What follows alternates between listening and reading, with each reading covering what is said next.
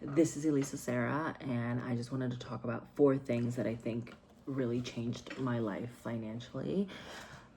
If this is your first time talking to me or seeing me, I'm talking a lot about my debt payoff. I have a little under 100K in student loans. But I do think it's warrant to talk about the things that have benefited me thus far and that I'm learning is making a difference in this journey. So we'll start off with number one. Number one is paying off my car. Before I started my student loans, I was paying off them aggressively. I paid off my car, and my car note was $354, which now I'm understanding is actually a really low car payment. Some people have 600 car payments, 700. I've seen videos where people have $1,000 of a car payment. So that $354 is now going straight to savings that pay off like where I allocated to. Before it was just going to drive my vehicle from A to B, like to be using my vehicle. That's what I was paying. So once I paid that off, like an entire mental shift actually changed for me or happened for me. I never want a car payment ever again. Like, I don't think I could do that. Or if I do have a car payment, we're not gonna have a car payment. But like, God forbid, you get in an accident, you have to get into a car. I already am going to set aside a certain amount of money to at least either buy something used or start financing something used, and again, aggressively paying that off. So that's number one. The second thing I would say is value-based spending. I think this started really in my childhood, but I really try to see what is my value before purchasing something. I think my values have tweaked, obviously, as I've come into more money, as I'm now in this journey of paying off my loans. But now I don't see the newest purse, newest perfume, Sephora hauls the same way, because what do I need? How often am I going to use it? And am I going to miss this money?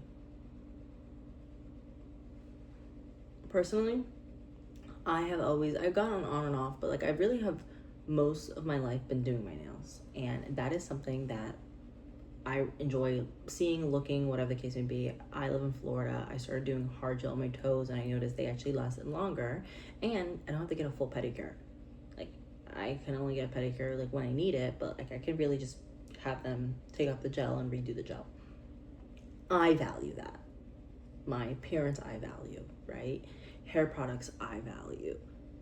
But if I'm going to go and get new luggage, I don't necessarily value the newest thing unless I'm replacing something, right? If I'm trying also to buy better, but I'm not gonna buy better until I get to the point where I need to replace something. So what are your values? What do you think is worth for you to be spending X amount of money on?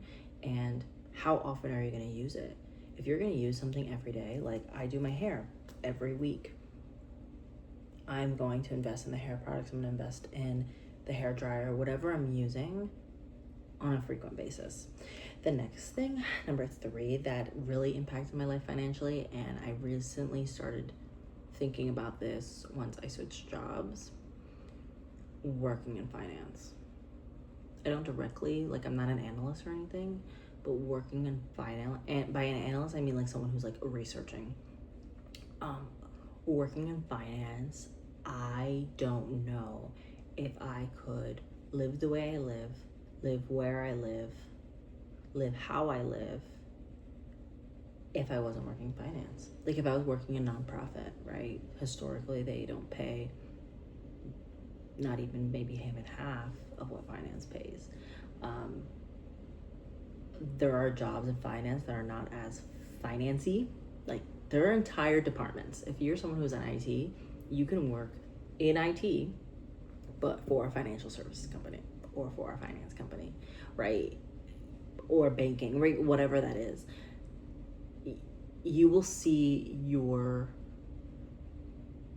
what you're valued is actually higher than you ever thought you could be valued.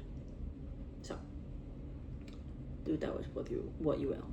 And then I would say the fourth and final thing that I think has really changed my life, really in the last, I want to say, since I left. No, I would say since forever, but I really started noticing it post grad. Talking about money. When I was in my first job out of after grad school, after university, I remember asking people older, what do I do? That's when I learned what a high yield savings account was, because one of the older dudes just told me, was like, during the, how like, especially when you're working in the office, there's like water breaks, things like that, like people just have casual conversations when they need a break from work. He said your goal should be should open a high yield savings account, and your goal should be $10,000, and once you have $10,000, then come back to me. I was like, oh, I always saved in a savings account. I didn't know what a high yield savings account was. This was 5 years ago now. I think that fundamentally changed my life, to have the courage to talk about it, have the courage to hear what he had to say, and then have the courage to execute. I recently just had my first friends in finance, or finance and friends meeting yesterday with two of my girlfriends, and it was fabulous. We talked about our mistakes, our wins, recent wins, 90-day goals, asking each other, what did you pay for that? Let's say car insurance. Like, what do you pay for your car insurance? Am I overpaying? Am I not overpaying? We talked about hot takes, or like asking embarrassing questions, right? Like, what do you pay for all of your beauty products, right? Or all of your beauty treatments? Am I paying too much? Am I being too frugal, right? Those things. And obviously personal finance is so personal, and asking other people what they've done, what they've mistakes, and just having an open dialogue is the only way we are going to continue to do better, live better, etc. So yeah, those are my 4 things. I would love to hear what you have changed your life. You don't have to be in an amazing place to have something to say, to have a thought of, wow, this has impacted my life, beneficially, but in a significant way. So I would love to hear what you guys have to say, and if you want to continue following along on my debt-free journey, subscribe and like, because end of May, and then I think going into the summer, we're gonna have some big updates. So I'm super excited to talk about them. Okay, we'll chat.